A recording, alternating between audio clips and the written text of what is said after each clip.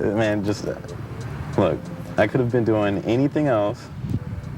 I can't even tell you what I would be doing outside of art, aerosol art. Aerosol art saved my life. It's, you know, it gave me a foundation and a focus, something to, you know, something that excited me. That, you know, I was just like, yo, this is what I want to do. Today I'm going to work on a small sketch for this Venice graph pit mural I'm going to work on tomorrow. Show you guys some ideas on how to approach getting a mural done. Okay, let's do something. So I'm just going to go through a couple different styles of lettering, see what I like best, and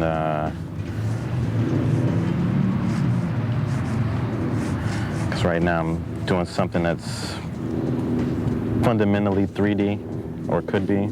I mean, if I start going in and putting in like little blocks or whatever, putting in the 3D portions. It's an S, an A, an N, and an O. My name. So I'm thinking, actually want to do something that's a little more stretched out. It's just a real basic rough right here.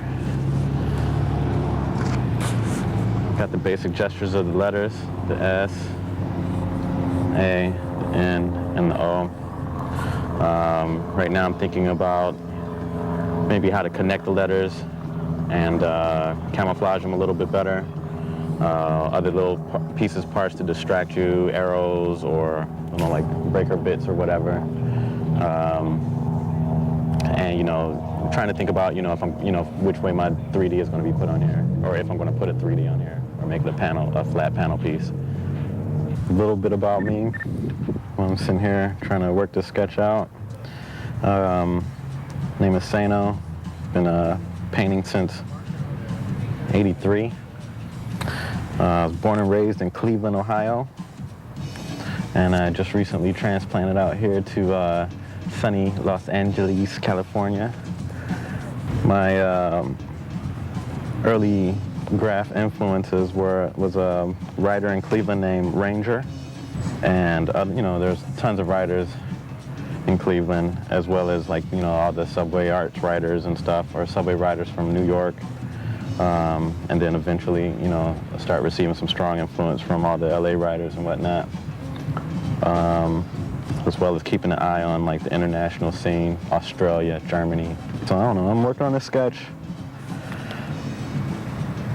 I'm really used to freestyling, or, you know, just painting directly on the wall and just working out my sketch issues on the wall. So what I'm working on here is just a general guide, general style guide or whatnot. You can still see some of the areas of the initial sketch. I'm just starting to darken in some of the areas, or starting to, you know, make some of these letter forms definite. My S and A. And still looking for ways to bury the connections. This is still kind of open-ended, obviously. During the process of creating letters, I guess it's always surprising to find, like, new ways to connect letters, or I should say new ways to destroy the alphabet, but to create, you know, new letter forms. You know, from all the stuff that, you know, we've been doing, like, in wild style, and, like, using wild style as a new form of communication.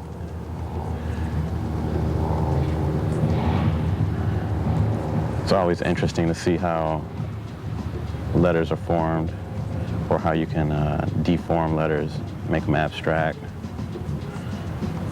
connect them, distort them, manipulate them. Writing, but drawing.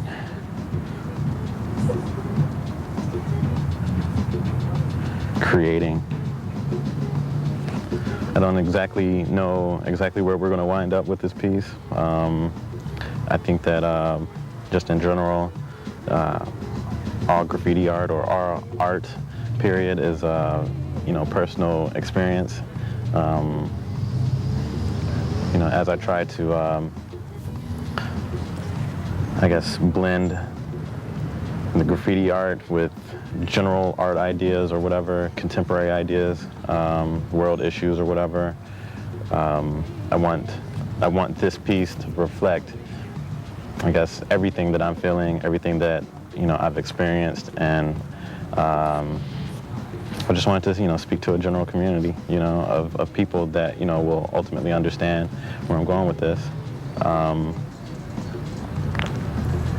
I think, yeah, we'll see how it comes out. I guess now you can get a pretty good idea from the earlier sketch.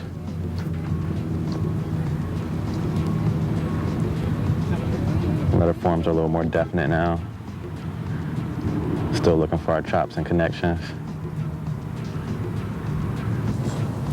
Dropping some lines down for my 3D. I love graffiti. Or I should say I love graffiti art. I love drawing. I love painting. I love painting. Spray paint, you can't beat it. You can't beat it. I love it. I love it. I am adding a 3D to the letters to hopefully add a little bit more dimension. My battle right now is not against any writer on any level. My battle is like, well, let's all group together and battle public perception. Pretty much got our letters done here, and I started working on a scene here to go on one end of the letters. I'm going to work on another character or something like that, and just I guess just to explain this a little bit, I freestyled these letters. I have an idea of what's going on in my head on how I want to, compose this, but since the page is not wide enough, I'm going to just, run my sketch here and run another sketch up here, and just assume that they'll go on the either ends of this when we get to the wall tomorrow. And of course, a lot of this might change, as we go along, but I think I have a pretty good foundation, for the letters that I want to use, and a good direction on the characters, and some other ideas that I want to, put on this wall.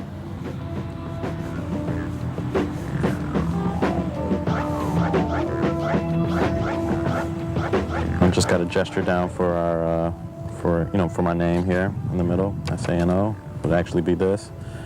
We have our sketch of this guy and a child, and homegirl over here.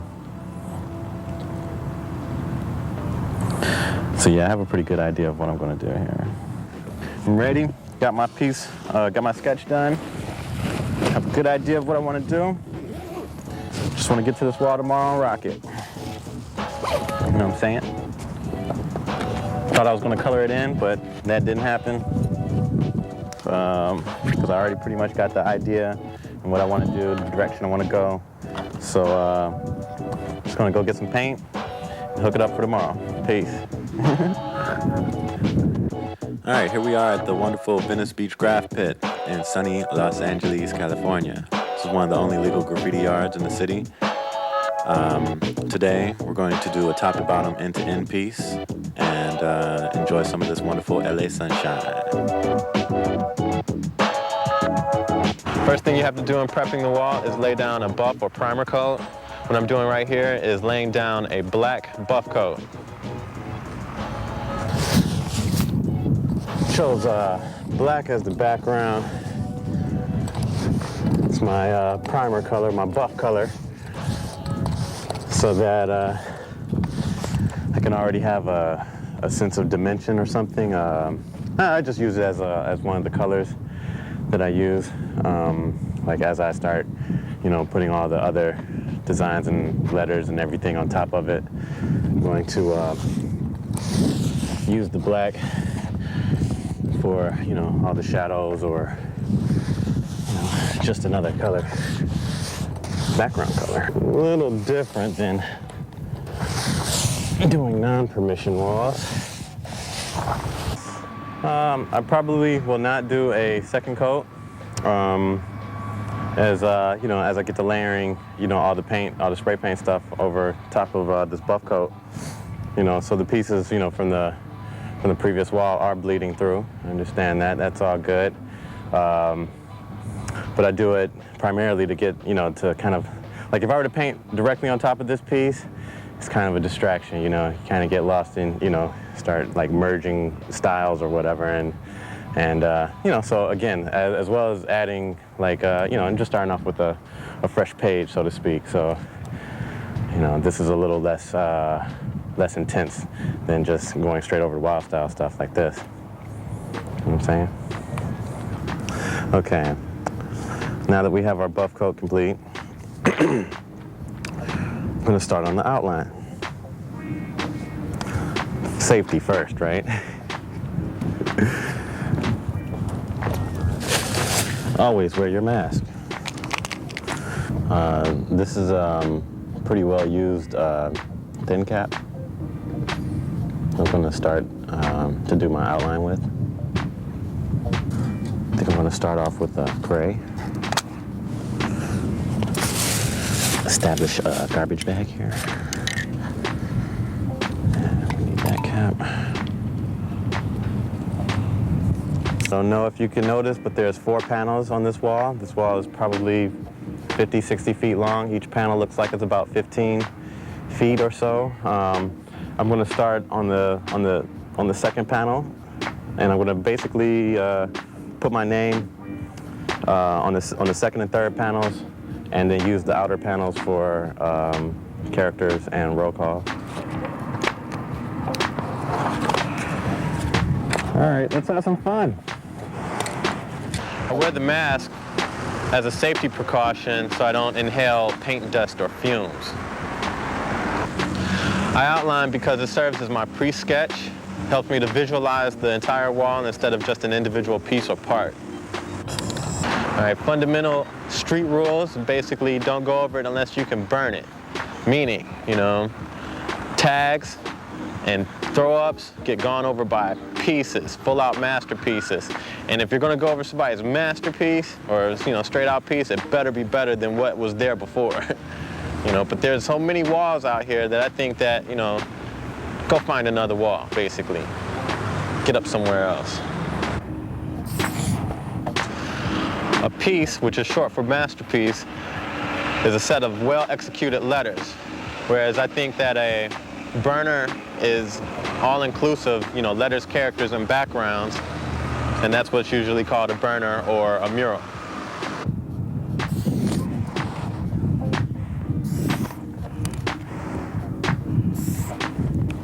Real basic, rough outline, just so we can get an idea of the proportions on our letters before we proceed. I want to fatten up that A and kind of shift the N and the O over a little bit more. My bad. So, making corrections.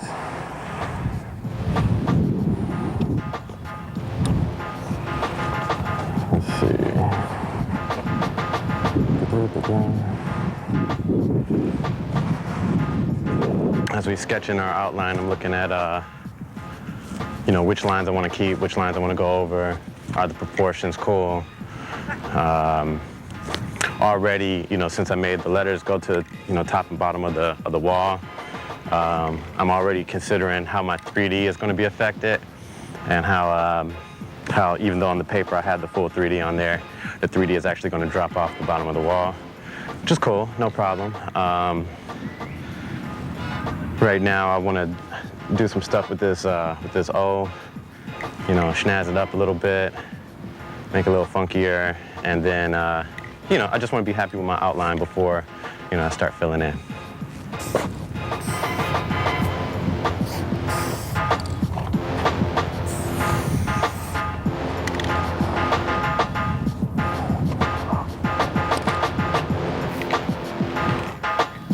I'm gonna clean up some of this outline so you can kind of see what I'm really thinking of here. I got issues with, with how many, colors I got. Obviously I have a certain amount of cans, which I feel comfortable I can do the entire wall. But I just want to make sure that, as I go along, that I don't run out of certain colors. I mean, we got, lots of yellow, but I know for a part of the piece, we're going to use a lot of yellow for the background and whatnot, so I don't want to run out. Got some blues, got some oranges, a little bit of red, some pinks. So we'll probably do a fill based on those colors, I think. And then go from there. Now that I've done an outline, I'm doing my fill-in with secondary colors. I'm working on a semi-wild style piece. I call it such because I think that wild style pieces are the pieces where you work on and they're like totally indecipherable. They're totally complex, total like super wild style pieces. Whereas, you on the other end of that, you have simple style or like block letter or soft letter style pieces. So my piece falls within the range of that, between simple and the complex. So it's just a semi-wild style piece.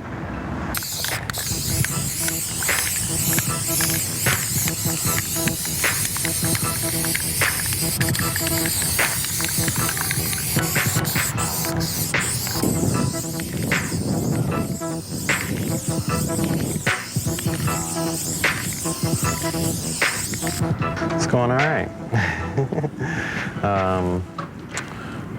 Just taking a step back, catch a breather real quick, and check out the progress on the wall from a distance here. Everything seems to be going all right. Filling in the oranges and I'm just trying to smooth it out a little bit.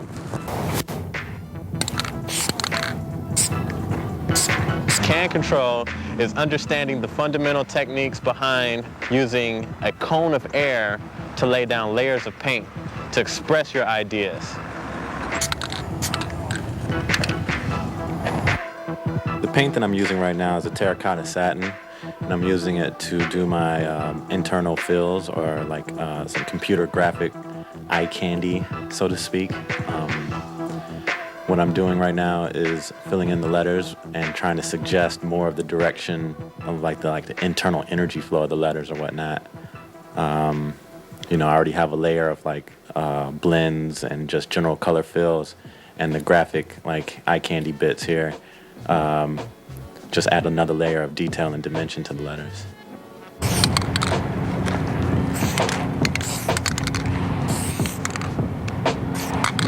I'm just still working on the fill-in. You can call it like technical design work or whatever, but I'm just adding, apart from the yellow and the orange, I'm adding a third color that's not faded or blended into the fill color.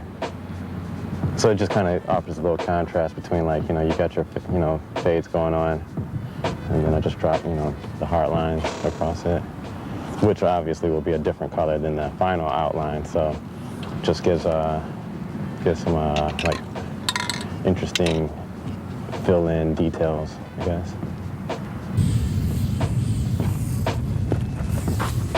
A drip is a function of too much paint and gravity, whether you want to or not. It's usually looked upon as being bad, but if you can work it into your artwork as an implied means of expression, good luck. I'm adding my initial 3D in the navy blue there. I'm trying to clean out some of the primary outline so you can kind of tell from the left side versus the right side where you can still see some of the outline, because I'm actually using some black of the wall as part of my fill-in. Let's see.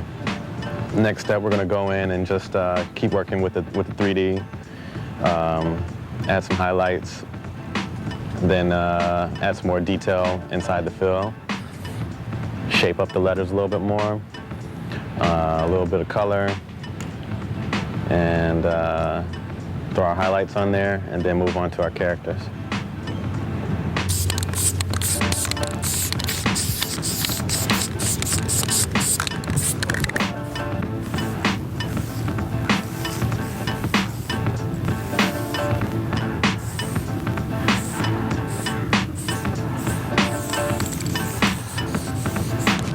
Look at the camera. Thank you. Teaching you toys how to write. Some of my influences in traditional art have been folks like Da Vinci or Michelangelo, obviously, Rubens, to Duchamp, Klimt.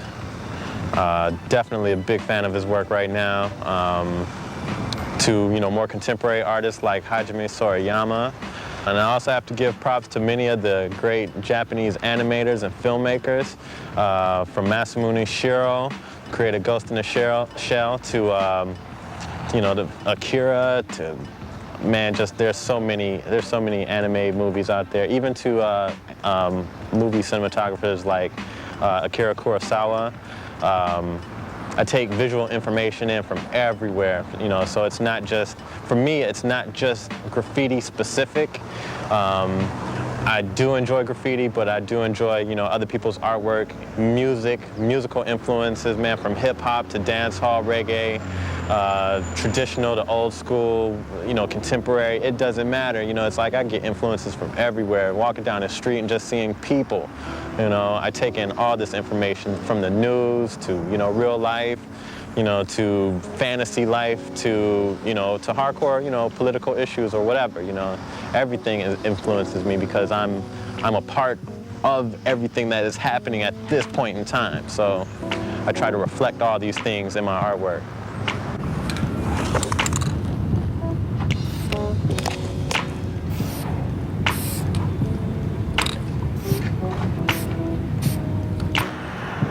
Just got the real basic, how do I say, just one color with, obviously white, just throwing down our highlights and trying to pretty much just sketch out where the general features are, Again, another rough sketch just to kind of, check where we're at before we keep going. Make sure we're all anatomically correct and looking the right way. I did was just a real light. Yes. And then I did all the formula stuff where you throw the little crosshairs in there and you see the eye. So, as long as I can tell where the eyes are, the nose, the direction of the face, and start working on the shadows and all of that stuff.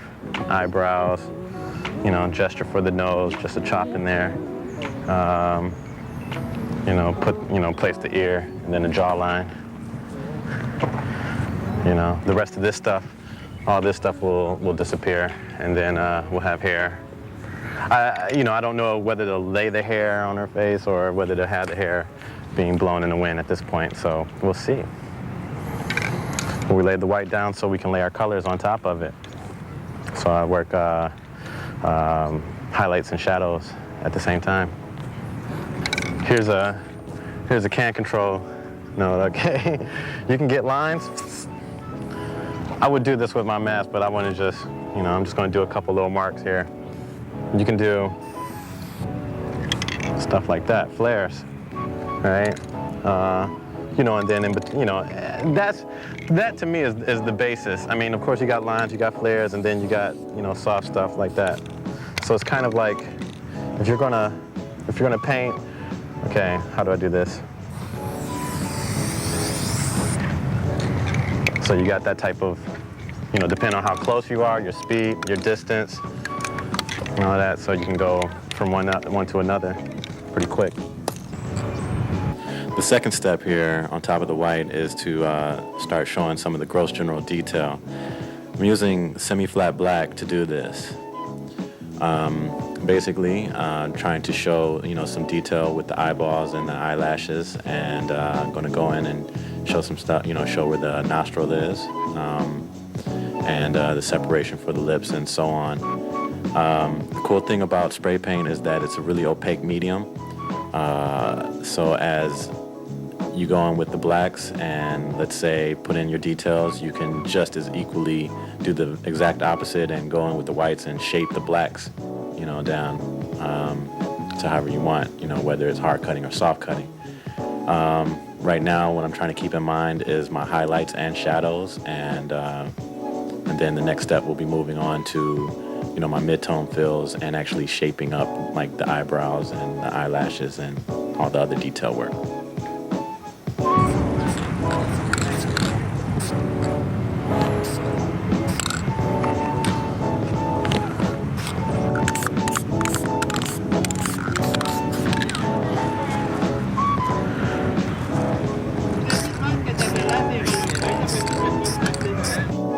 Right now I'm using beige to go in with my third fill color, also using it as my general skin tone and using it to shape up some of the detail in the black, the eyebrows, the eyelashes, going to go around the lips and whatnot. I'm using a skinny cap or a thin cap because I think it offers a little better control than trying to use a fat cap at this point. Short, quick burst, motion, you know, so I don't get like drips and paint running all over the, you know, the detail I'm trying to control.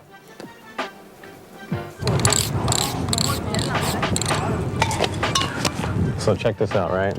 In here, I'm throwing in a hard cut, and on this side, I'm doing a soft cut.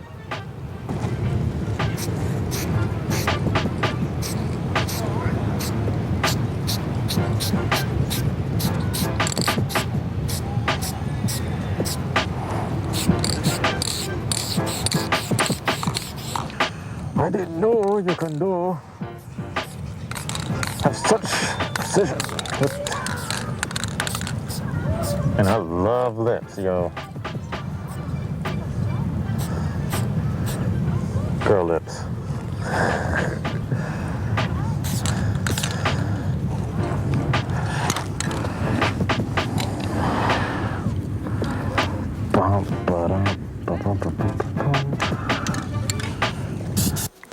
Here's a short burst of brown, just to add a little bit of naturalness to the red lips.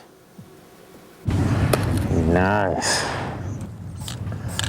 Why is it when you start doing characters, people actually are like, oh, okay, doing artwork now. So good. Jeez.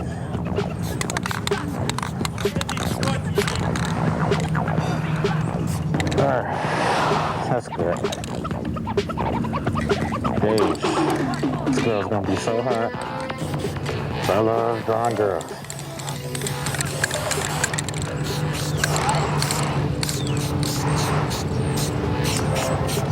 A second.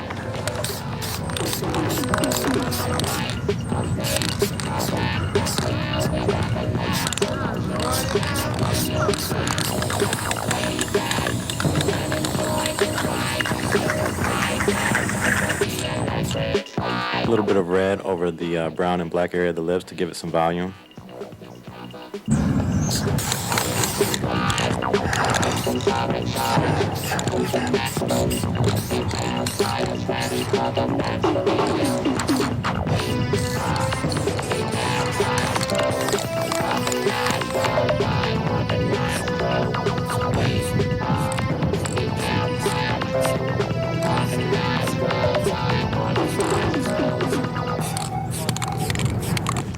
That's a mistake.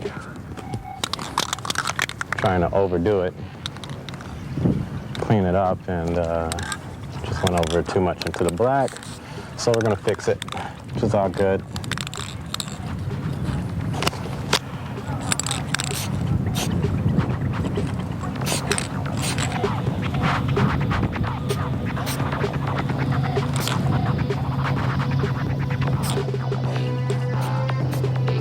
I'm pretty happy with it so far.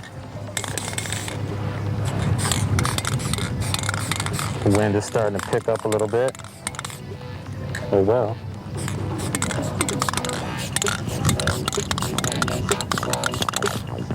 Browns over there.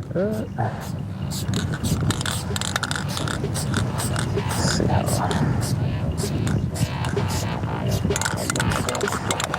Planning out my light sources since yesterday.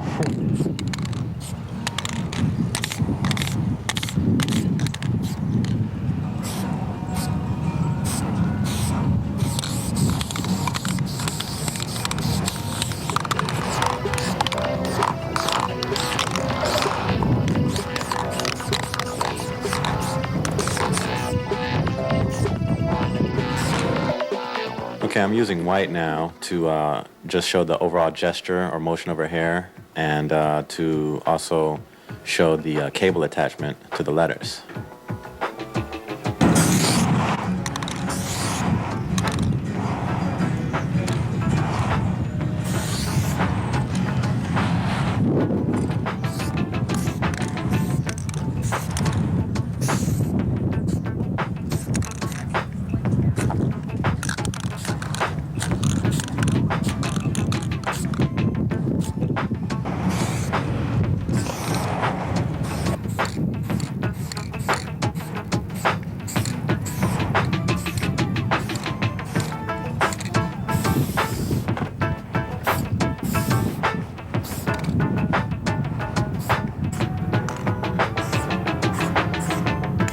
Now I'm using a little bit of red to go over the white outline of the cables, trying to use some of the white for a little thin highlight on top of the cables. And then the next step here, going with a little black to kind of push the cables back into space.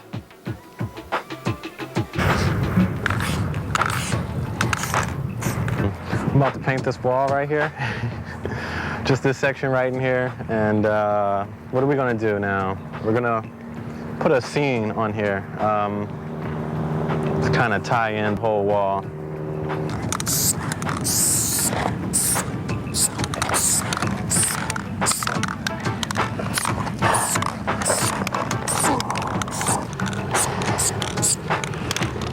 Funny how that looks like the smokestacks.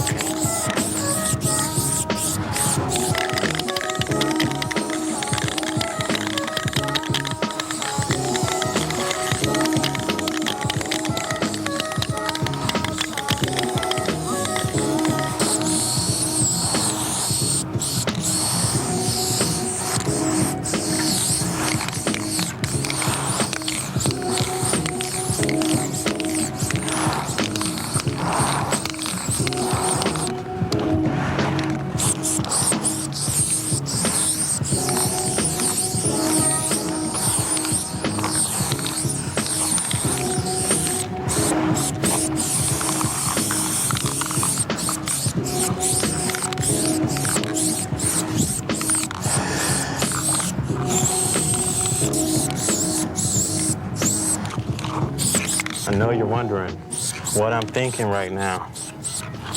I don't know. Right now I'm just laying in colors and trying to define a light source.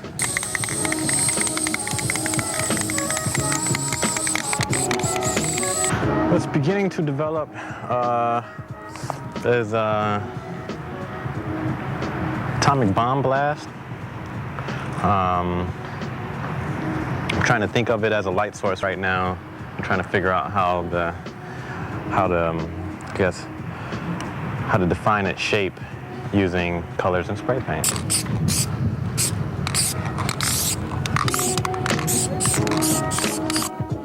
Okay, I'm using the reds and yellows to basically detail the mushroom cloud as a ball of fire and an energy source, of light and energy. This is definitely something I never want to see in my lifetime, ever. The red circles here are to suggest some detail in the surface tension and the overall shape and volume of the mushroom cloud. This is just how I would imagine, an atomic bomb blast would look.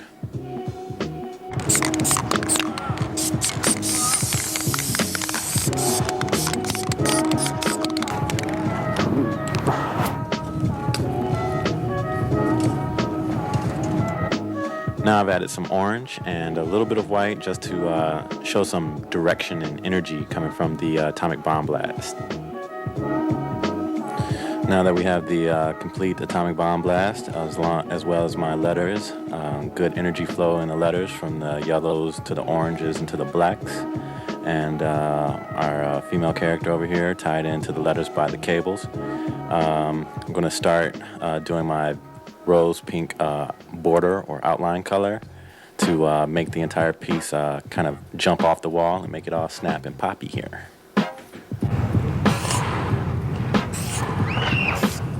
Still finishing up the details in this piece, and you know, as I outline not only the letters but the characters also with this border color, with the pink rose color. I like to tie in the entire piece, you know, at the end with my border color. So I usually save this step to last, or close to last, because, you know, I also had to add my highlights in with along with my border colors. It is sunset, or the sun is setting, and it's real interesting because in the early part of the day the colors were just so intense and bright, and now the yellows in the sunset are totally picking up the yellows and the oranges in the piece now, and totally digging it, totally digging it. And as you can see, you know, her eyes are the window to my soul.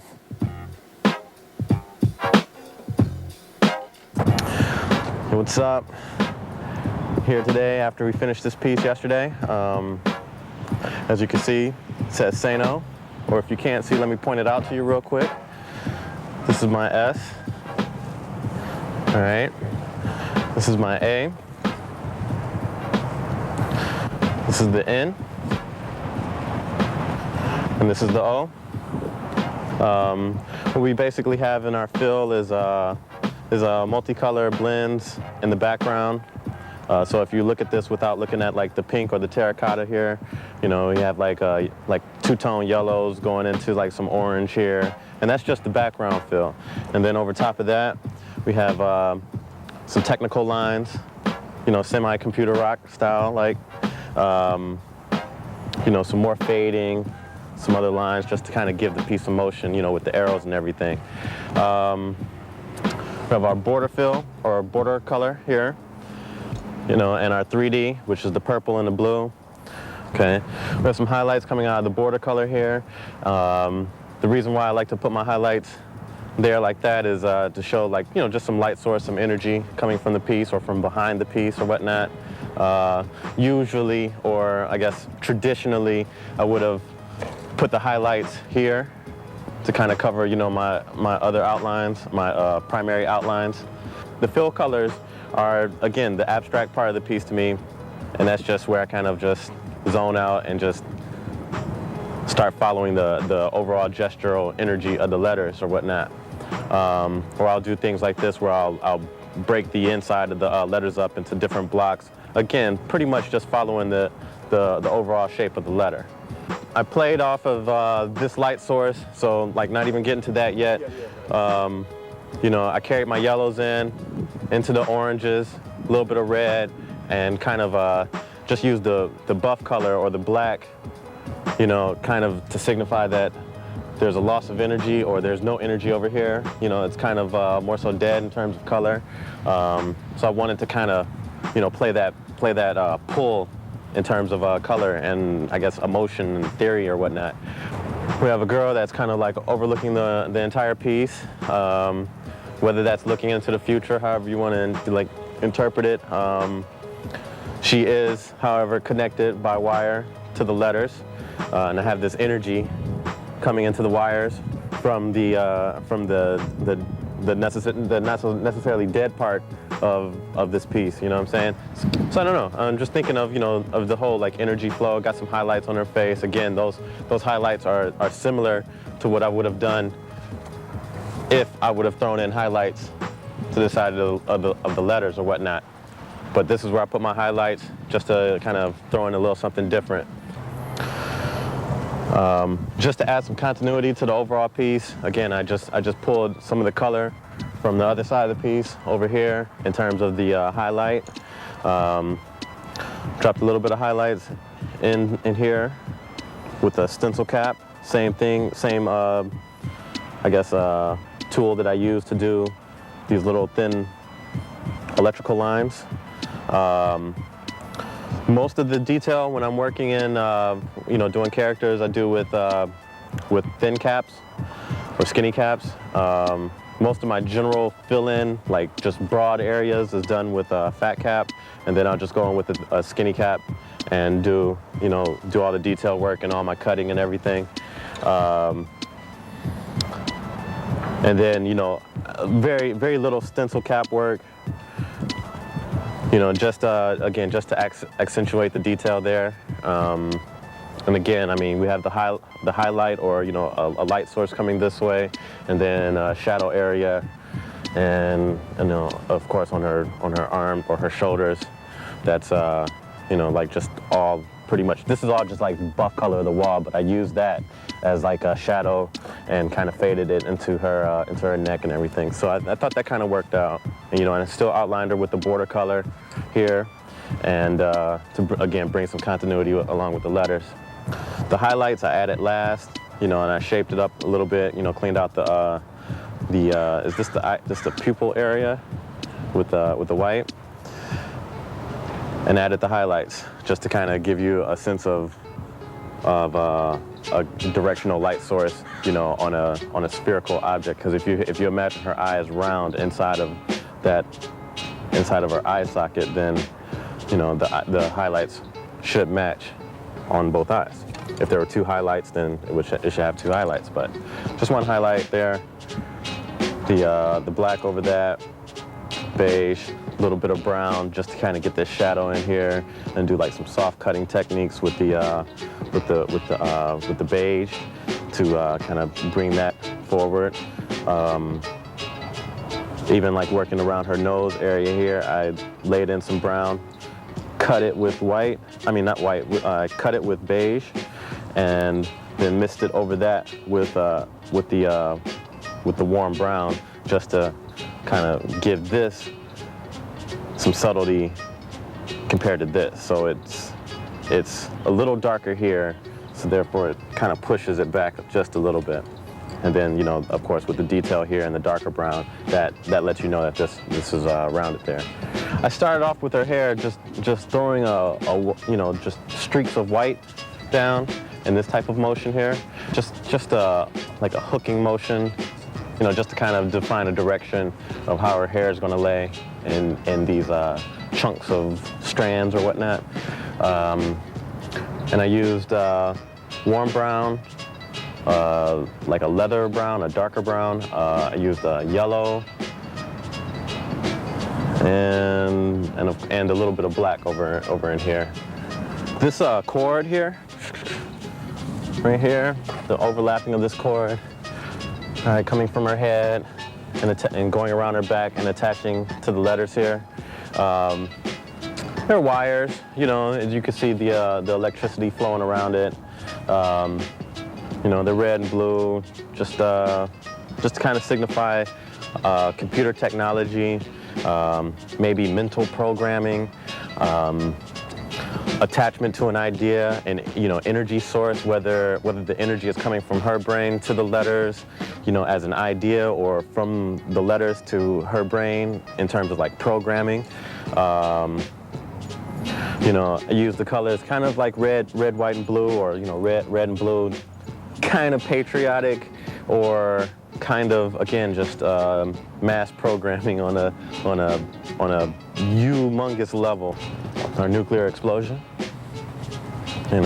destroying the city with some energy flowing out here in all directions. It's boom, there it is. You know what I'm saying? We have all this energy coming off of the mushroom cloud, had the entire mushroom cloud, and then we had this man with a gun and his son. All right, so we got this man with the gun and this, dragging this kid down here.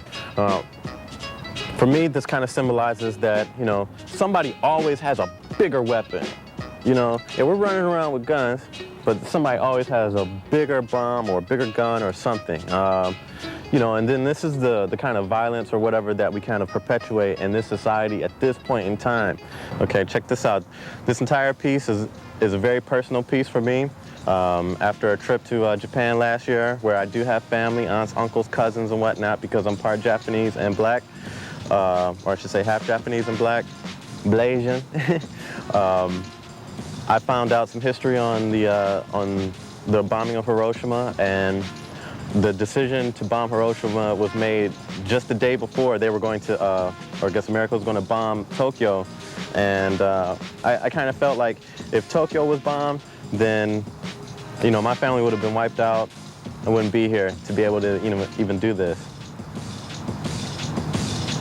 I'm gonna put this canvas together for you guys, show you guys some more aerosol techniques as applied to canvas. Pretty much no different than painting a wall, just a smaller area.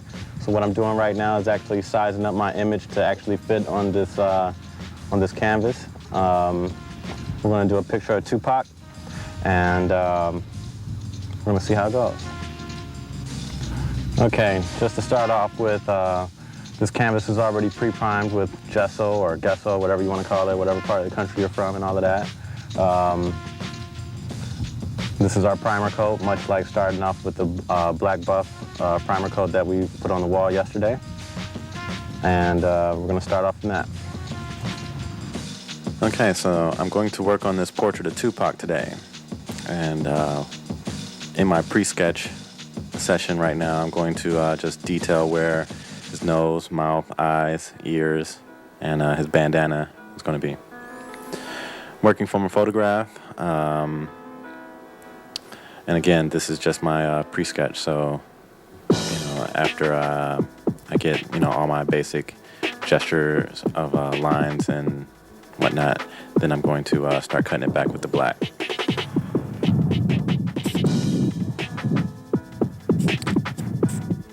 In this section, I'm going in with my gross general detail. I'm going to basically start cutting back some of the white with this black, and I'm going to go over with many, many layers of blacks and whites, and just basically search for the detail and figure out the best possible solution to creating this portrait.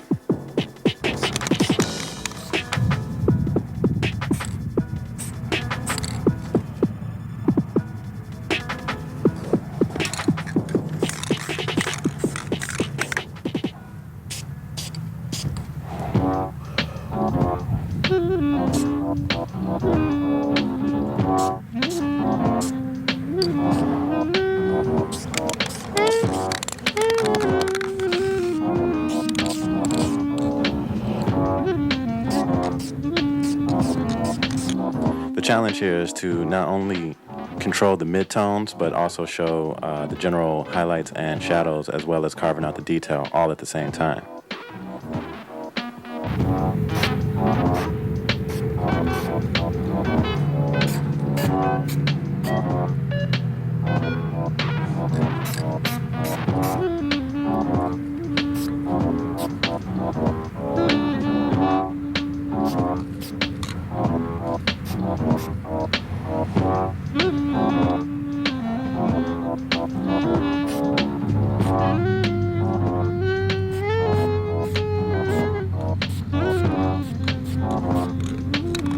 I'm going to lay black into this section to show the separation between the nose and the cheekbone.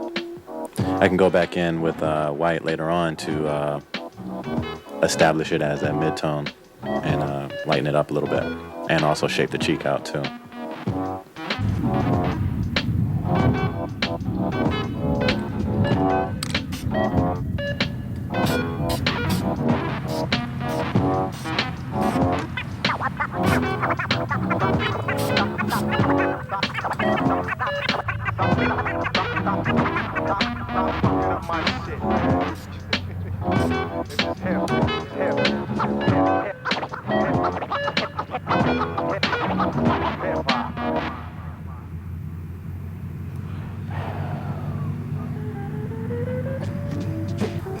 Just taking a step back, you know, to look at what's going on here. As I put like the initial detail and whatnot in there, I'm looking to make sure that everything is kind of lined up, checking where his eyes are. You know, make sure make sure his face is, is well centered and everything. I know it looks kind of crazy right now, but we're still in the initial steps. I mean, so I still consider this like my pre-sketch. I'm starting to just kind of suggest, a little bit of detail, and I think it's gonna come out pretty nice. Taking a breather, enjoying the sunshine, all of that stuff. Yeah, I think we're all good so far. I'm real happy with this area so far. Again, this is nowhere near being done. Have some issues with his eyes.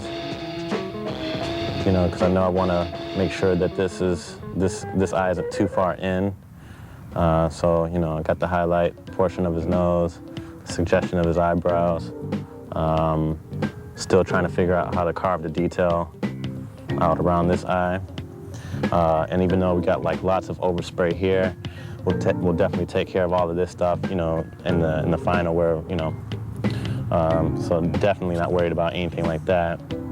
Because if you imagine like his cheek here is, there's so little detail in there. I got to work on the detail areas first. Mouth, nose, eyes. And his rag should be a pretty interesting experiment. And when we throw the background on there, that'll make everything pop, and then I'll pretty much be done after that. But that's still a long ways off right now.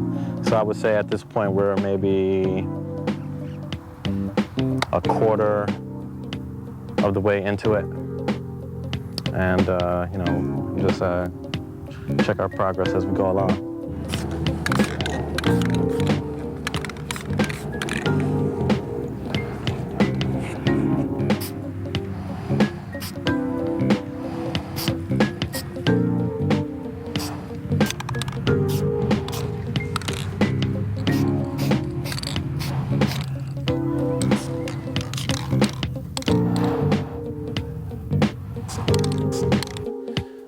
After our layer of white with the bandana, I'm going in with a few strokes of black here to kind of detail the white and cut it back, and use the white as the highlight as we shape the detail out of the bandana.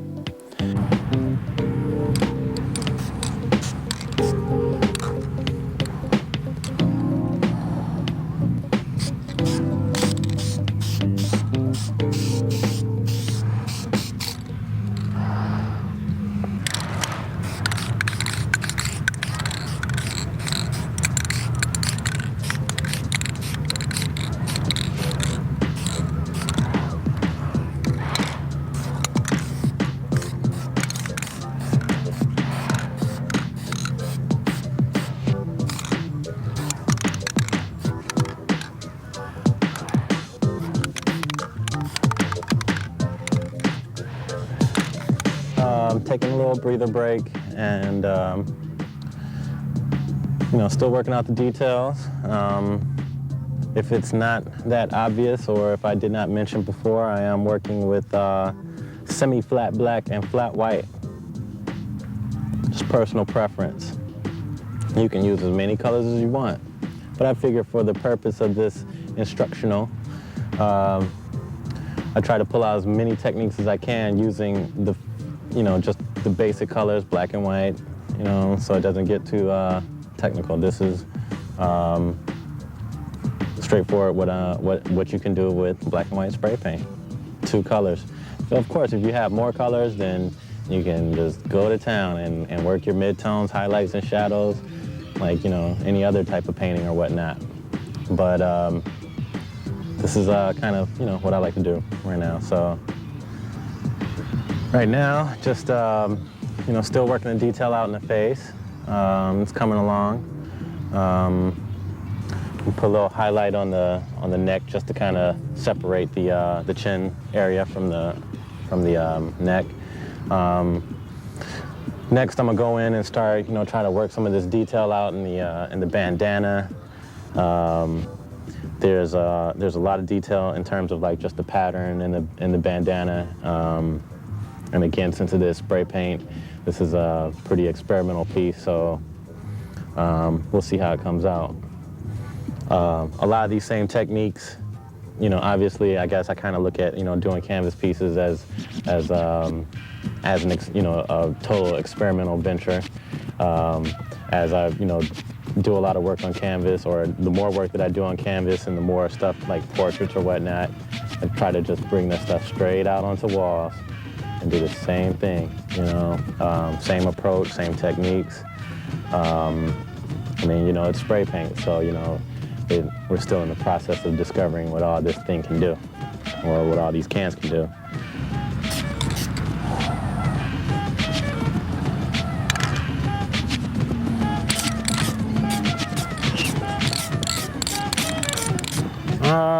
Just getting the proportions of his face down, the highlights, trying to keep you know, the tonality, you know, his skin tone, you know, while shaping out the details. Reconsidering my approach.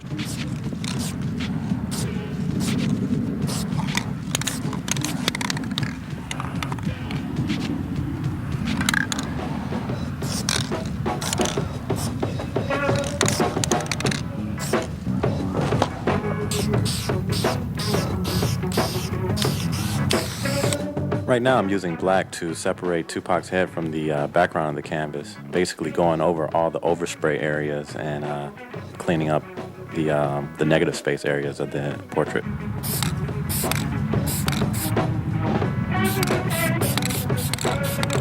You know, if you think about it like this, like the girl's face at Venice Beach must have been to the top of the wall, to her chin or so. You know, maybe that big. So again, just these proportions that we're working with are a lot smaller. You know, after taking a step away from it, I kind of, you know, I like the tones really work well from a distance, but, you know, again, we're trying to make it as nice as possible from you know, a close-up view, because obviously, you know, let's say if you're sitting right here and you turn around and look at it, I want it to look good from right here too. You know, keep working our highlights and tones. We're going to put all the detail in the bandana. And yeah, see how it comes out. Now I'm using a stencil cap to get airbrush quality detail in the lines of the bandana. To make a stencil cap, you basically take the color top off of the top of a spray paint can, cut the flange off, cut the top off, and poke a hole in the side. Now I'm misting over the detail work that I just did to kind of soften it up and add a little texture to it, since it's supposed to be cloth.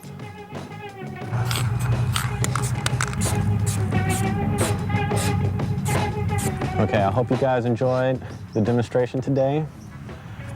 Feel free to experiment and work out your own issues with aerosol art and spray paint. You know, it's always about the experimentation process and staying open to it. You know, the more you do it, the more you'll learn. The more you pay attention, the more you'll find out, you know, new techniques, you know, so it's exploration the whole time. I'm still learning, I'm still growing. You know, and don't be afraid to challenge yourself, you know. For me, I challenge myself by saying, hey, you know, I'm going to take just 2 colors and do something as photorealistic as possible. But again, I'm not beating myself up about it. You know, came out successful. I'm happy. I hope you guys are happy. You know, express yourself, enjoy this, and, you know, teach the kids, because next generation is what it's all about.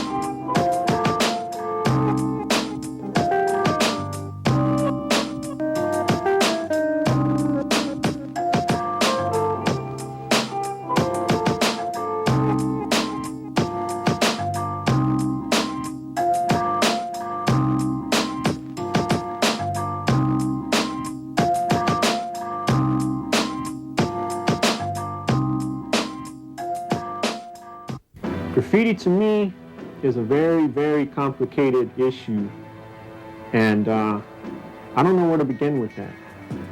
Now available, the amazing multi-award-winning films Graffiti Verite and GV2. The Graffiti Verite series of videos explores the controversial world of the underground graffiti art movement. To order your copies, call 323-993-6163. That's 323-993-6163.